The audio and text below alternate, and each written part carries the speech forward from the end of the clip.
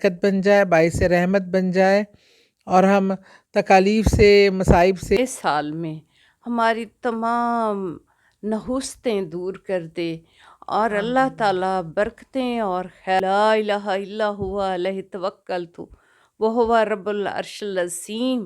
تو انشاءاللہ وہ واللہ احد اللہ الصمد پڑھنے کے بعد، سورۃ اخلاص پڑھنے کے بعد آپ اعوذ باللہ من الشیطان الرجیم، بسم اللہ الرحمن الرحیم. السلام علیکم. میں ہوں سعدیہ سہیل، آپ کی دوست، آپ کی ہمدرد. ہم بیٹھے ہیں نرگس آپا کے پاس، اور کافی دنوں بعد ملاقات ہو رہی ہے، لیکن وہی ہم نے تھوڑا لیٹ آ کے جگایا، اور میں آپ خود دیکھ رہے ہوں گے مجھے تھوڑی سی نیند خود بھی آ رہی ہے. تھکاوٹ، کام اور بس کام. سال کا آخر چل رہا ہے، مڈ میں ہم پہنچ چکے ہیں. سال کا آخری مہینہ ہے، اس میں کاموں کا بھی ہوتا ہے، پھر ویکیشنز بھی آتی ہیں، اور ایک اپنا اس مہینے کی ایک اپنی خصوصیات ہوتی ہیں. بہت زیادہ شادیاں اور تقریبات بھی ہوتی ہیں. بہرحال نئے سال کی آمد سے پہلے ہمیں کیا کرنا چاہیے، ہمیں کیا اذکار اور ذکر کرنا چاہیے جس سے ہمارے لیے آنے والا سال باعث برکت بن جائے، باعث رحمت بن جائے، اور ہم تکالیف سے، مصائب سے، پرابلم سے، برائیوں سے، مشکلوں سے بچے رہیں. اللہ ہمیں کسی آزمائش میں مبتلا کیے بغیر ہمیں کامیاب فرمائے. ہمارے بچوں کے لیے آسانیاں ہوں، ہمارے والدین کے لیے آسانیاں ہوں، صحت میں، معاشی حالات میں. ان تمام مسائل کو پیش نظر رکھتے ہوئے میں درخواست کروں گی نرگس آپا سے کہ وہ ضرور ہمیں کوئی ایسا وظیفہ بتائیں، یا ایسا ذکر بتائیں، یا ایسا اذکار بتائیں کہ جسے کرنے سے ہمارے لیے ابھی سے اگر ہم کریں تو آنے والا سال بہت مبارک ثابت ہو. نرگس آپا، آپ کی ہمیں یہاں پہ گائیڈ لائن کی بہت شدید ضرورت ہے، یہ بات کیجیے. جزاک اللہ، ماشاء اللہ. السلام علیکم ورحمۃ اللہ وبرکاتہ. ہاں، نیا سال اللہ تعالیٰ نصیب فرمائے، سب کے لیے خیریت کا باعث ہو، سب کے لیے برکت و خیر کا باعث ہو. کہ میری دعا ہے کہ میرا اللہ اس نئے سال میں ہماری تمام نحوستیں دور کر دے، اور اللہ تعالیٰ برکتیں اور خیر ہمارے لیے عطا کر دے، حاسدین کے حسد سے بچائے، اور اللہ تعالیٰ اپنے حبیب کے صدقے ہمیں اپنا سچا پکا نیک مسلمان بنا دے. یہ ایک سال ہماری زندگی سے کم ہو گیا، خاص طور پہ ہم جو اسٹیشن پہ بیٹھے ہیں اور اپنے وقت کی گاڑی کا انتظار کر رہے ہیں. اللہ تعالیٰ آپ سب کو لمبی زندگی دے، برکت و خیر دے، کیونکہ ہر آنے والا دن ہمارے لیے ایک دن کم کر دیتا ہے. اور اس آس پہ کہ اللہ ہمیں برکت و خیر کے ساتھ اپنی رحمتوں کے سائے میں رکھے. اس سال کے شروع ہونے سے پہلے میں تو چاہتی ہوں کہ میرے چاہنے کا کیا ہے، آپ سب کو میں یہی کہتی ہوں کہ صدقات و خیرات سے اس مہینے کا استقبال کریں، اور اللہ کا ذکر جاری و ساری رکھیں. حسبی اللہ لا الہ الا ہوا علیہ توکلت وہو رب العرش العظیم. تو انشاءاللہ وہ عرش عظیم کا مالک ہے، ہم پہ اپنا رحم نازل فرمائے گا، برکتیں اور خیر عطا فرمائے گا. ایک تیر بہدف نسخہ ہے جو ہر مشکل کے لیے بہترین ہے. حسبنا اللہ و نعم الوکیل. اس کا اتنا زیادہ بہترین اثر ہے کہ انشاءاللہ تعالی آپ کی پہاڑ جتنی بھی مشکلیں ہوں اللہ تعالیٰ دور دیتے ہیں اور آسانیاں فرما دیتے ہیں.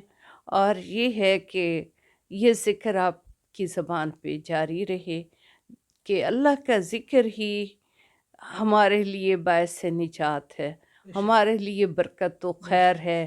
اللہ ہمیں اپنے ذکر کرنے کی توفیق عطا فرمائے. ہماری زبانوں پہ ہر وقت اللہ اپنا ذکر نازل کرتے. ایک اعلیٰ سا نسخہ ہے کہ چلتے پھرتے اٹھتے بیٹھتے آپ کلمہ شریف پڑھا کریں، لا الہ الا اللہ محمد رسول اللہ، لا الہ الا اللہ محمد رسول اللہ، اور اشہد ان لا الہ الا اللہ وحدہ لا شریک لہ و اشہد ان محمدا عبدہ و رسولہ، سبحان اللہ والحمد للہ ولا الہ الا اللہ واللہ اکبر ولا حول ولا قوت الا باللہ العلی العظیم۔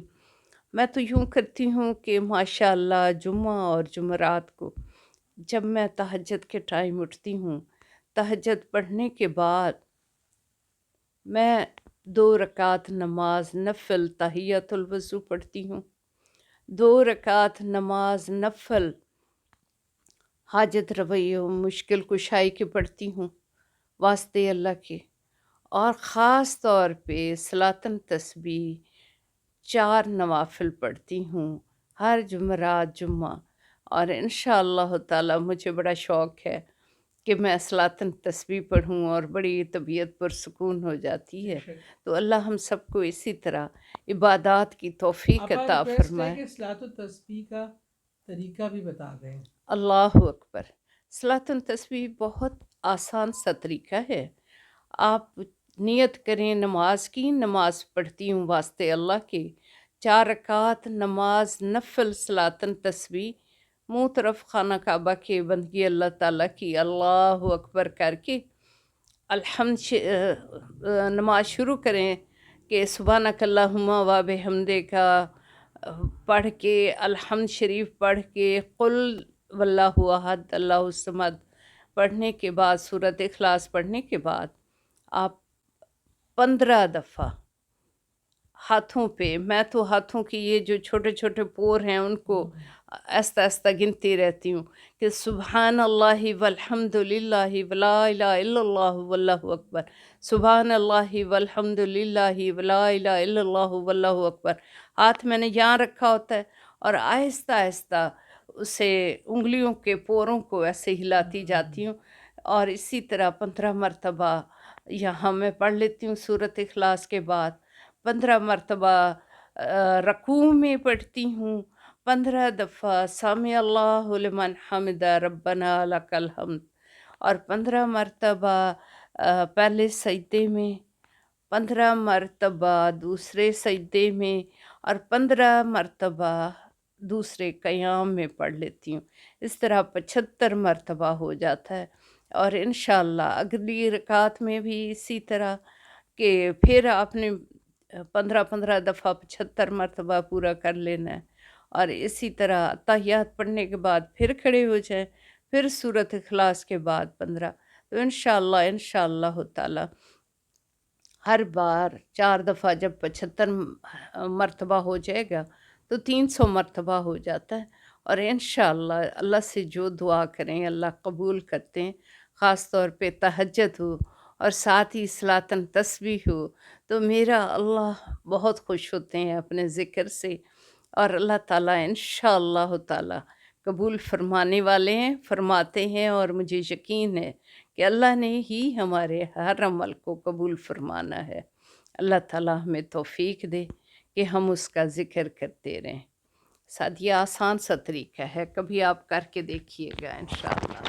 آپا میں ماشاءاللہ اللہ نے توفیق دی تھی، ریگولر کرتی تھی، اور میں نے اپنی پوری پریگنینسیز میں بھی پڑھی ہے یہ، اور میں نے اب تو ہر ٹائم کی پھر بھی کوئی قلت چیزیں کوتاہی ہو جاتی ہے، پر میں اس لیے چاہتی تھی کہ بہت سے لوگ سنتے ہیں ان کو طریقہ کار نہیں ہوتا، آپ کے واضح طور پہ بڑے اچھے طریقے سے بتانے سے جو لوگوں کو نہیں بھی پتہ، اور سم ٹائم ہم لوگ شرم اور تکلف میں نہیں پوچھتے، لیکن وہ بزرگ کہتے ہیں نا سوال کرو بے وقوفوں کی طرح اور اس کو یاد رکھو عقل مندوں کی طرح، تو سوال کریں گے تو ہماری نالج بڑھے گی، اور اس میں کوئی آر نہیں ہے کہ اگر ہمیں کوئی چیز نہیں آتی تو ہم اس کو پوچھ لیں اور اس کو اپنی زندگی کا حصہ بنائیں۔